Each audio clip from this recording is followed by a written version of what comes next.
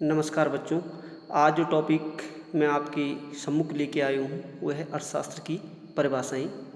अर्थशास्त्र की परिभाषाओं की बात करें, अर्थशास्त्र की परिभाषा को लेकर अर्थशास्त्रियों के विचार में भिन्नता है और विभिन्न अर्थशास्त्रियों ने अर्थशास्त्र को अलग अलग रूप में परिभाषित किया है।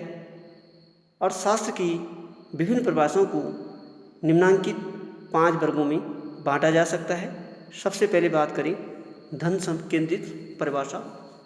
धन केंद्रित परिभाषा की बात करें तो प्राचीन अर्थशास्त्रियों ने अर्थशास्त्र को धन का विज्ञान, साइंस ऑफ वेल्थ कहकर परिभाषित किया और अर्थशास्त्र के जन्मदाता एडम स्मिथ ने अपनी पुस्तक का नाम राष्ट्रों के धन के स्वरूप तथा कारणों की खोज रखा।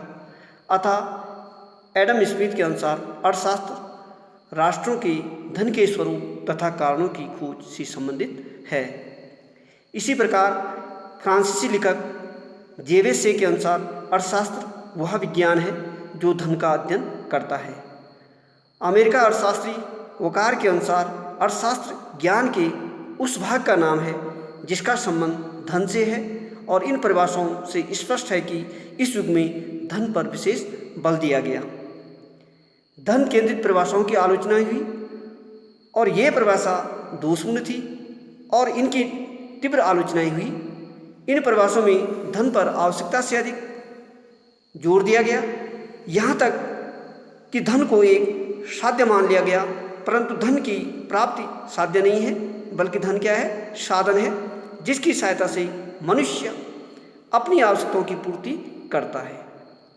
दूसरी जो परिभाषा आई वो है कल्याण केंद्रित परिभाषा। मार्शल प्रथम अर्थशास्त्री थे जिन्होंने 19वीं शताब्दी के अंत में अर्थशास्त्र को बदनामी से बचाकर एक आधार स्थान दिया।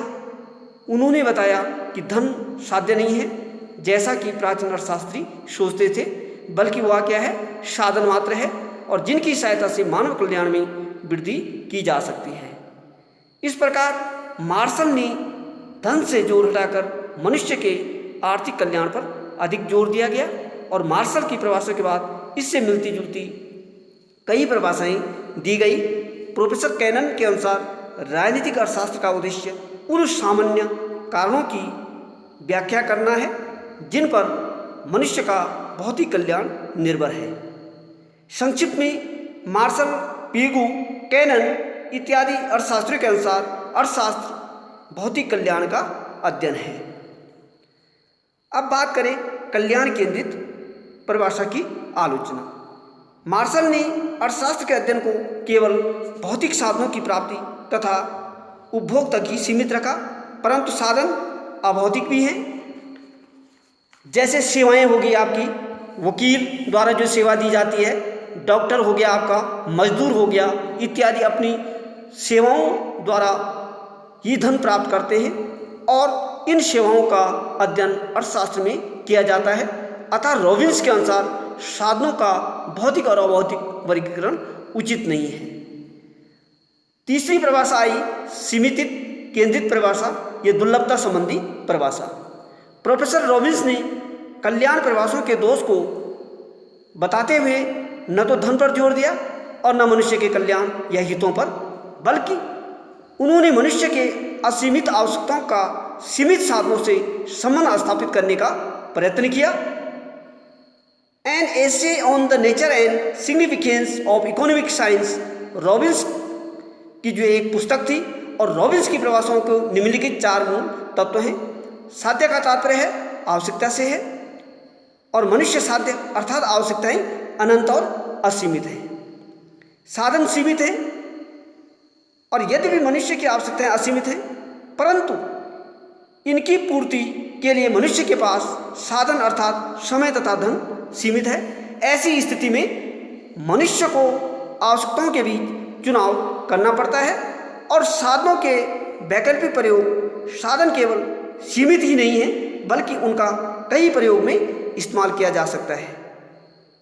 साध्यों का या आवश्यकता का विभिन्न महत्व होता है और मनुष्य अपनी तीव्र आवश्यकताओं की पूर्ति पहले करने की चेष्टा करता है। अतः आवश्यकता की तीव्रता में भिन्नता होने के कारण उनके बीच चुनाव करने में सहायता मिलती है। रॉबिन्स की परिभाषा की भी आलोचना की गई और रॉबिन्स की परिभाषा ने अर्थशास्त्र के क्षेत्र को आवश्यकता से अधिक व्यापक बना दिया और रॉबिन्स के अनुसार सीमित साधनों में समय भी आ जाता है, अतः समय के बीच चुनाव की क्रिया भी अर्थशास्त्र में आ जाती है। उदाहरणतः यदि एक विद्यार्थी यह सोचता है कि कक्षा में वो अध्ययन के लिए बैठे या क्रिकेट मैच देखे या कोई मनुष्य यह निर्णय करे कि वह कृष्ण की पूजा करे या राम की पूजा करे, तो ये क्रियाएं भी अर्थशास्त्र के अंतर्गत आ जाती हैं, जबकि इनका संबंध अर्थशास्त्र से नहीं है। अब बात करें चौथी परिभाषा, आवश्यकता विहीनता परिभाषा, जो प्रोफेसर जे.के. मेहता ने दी थी। और प्रोफेसर जे.के. मेहता ने अर्थशास्त्र की परिभाषा पश्चात अर्थशास्त्रों से बिल्कुल भिन्न आधार पर दी। इनकी परिभाषा भारतीय संस्कृति और आध्यात्मिक के विचार पर आधारित है और प्राचीन ऋषि मुनियों तथा विचारकों ने आवश्यकताओं को न्यूनता करने पर बल दिया और इन्हीं आदर्शों से प्रेरित होकर प्रोफेसर मेहता ने अर्थशास्त्र की आवश्यकताओं को संतुष्टि के बजाय उनके अंत करने से जोड़ते हैं। Professor JK. मेहता की परिभाषा, अर्थशास्त्र एक विज्ञान है जिसमें मानव के उस व्यवहार का अध्ययन किया जाता है जिससे आवश्यकता विहीनता के लक्ष्य को प्राप्त किया जा सके। इस परिभाषा की भी आलोचना हुई और प्रोफेसर मेहता का दृष्टिकोण अव्यावहारिक है, क्योंकि सामान्य व्यक्ति जो समाज में रहता है वह अधिक से अधिक आवश्यकताओं की पूर्ति करना चाहता है और यदि मेहता की परिभाषा को स्वीकार कर लिया जाए तो अर्थशास्त्र के अस्तित्व समाप्त हो जाएगा। अब बात करें पांचवी परिभाषा, विकास केंद्रित परिभाषा। किसी भी शास्त्र की परिभाषा उसकी विशेष सामग्री पर निर्भर करती है और इसी प्रकार अर्थशास्त्र में विकास के साथ उसकी परिभाषा में परिवर्तन होता रहता है ताकि परिभाषा नए विकास को शामिल कर सके। एडम स्मिथ की परिभाषा धन केंद्रित थी, अर्थशास्त्र में विकास हुआ और मार्शल ने कल्याण केंद्रित परिभाषा दी। अर्थशास्त्र की विषय सामग्री में और अधिक विकास हुआ और रॉबिन्स ने सीमित केंद्रित परिभाषा दी, दुर्लभता संबंधी परिभाषा।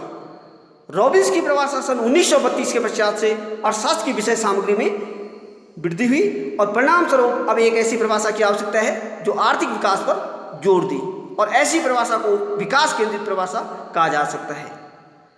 आधुनिक अर्थशास्त्री आर्थिक विकास, कुल रोजगार, कुल आय, राष्ट्रीय आय से संबंधित समस्याओं पर अधिक बल देते हैं और इसी प्रकार विकास केंद्रित परिभाषा का शुरुआत हुई। अर्थशास्त्र उस मानव व्यवहार का अध्ययन करता है जिसका संबंध क्या है, साध्यों के संदर्भ में साधनों के परिवर्तन एवं विकास से होता है। और नोबेल पुरस्कार विजेता प्रोफेसर सैमुअल्सन ने भी एक विकास केंद्रित परिभाषा दी जो इस प्रकार से है।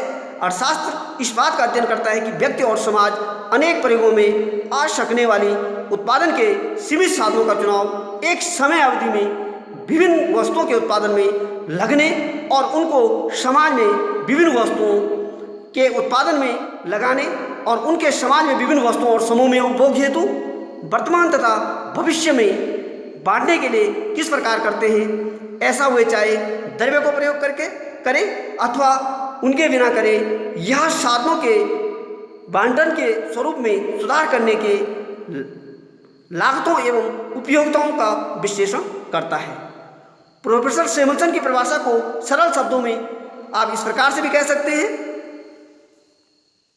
कि साधनों की सीमितता को अर्थात मानव व्यवहार चुनाव करने के पहलू को अर्थशास्त्र के केंद्रीय समस्या मानते हैं। उनकी परिभाषा जो है वस्तु विनिमय प्रणाली के अंतर्गत अर्थात ऐसी प्रणाली जिसमें द्रव्य का प्रयोग नहीं होता है के अंतर्गत भी चुनाव की समस्या अथवा साधनों के वितरण या आवंटन की समस्या को शामिल करते हैं।